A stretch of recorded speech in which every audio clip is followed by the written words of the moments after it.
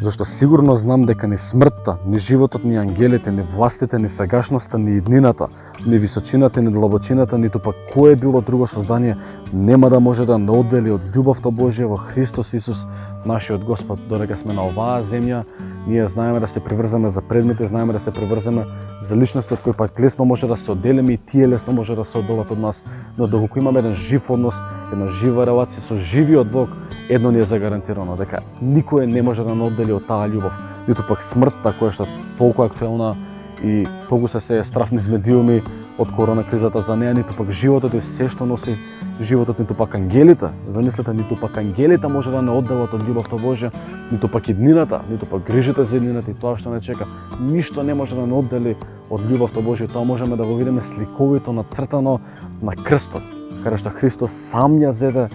казната за нашиот грев, кој што ние ја заслужувавме таа казна, тоа беше смрт. И тој ја зеде казната за тој грев, до таму отида Божјата љубов. Дури и самите да тргнеме да се одделиме од Божјата љубов, овчарот ги остави 99 овци за да ја спаси едната која што се изгуби од стадото. До таму оди Божјата љубов. Дури и ние да се изгубиме во овој свет, Исус ќе дојде по нас да не бара.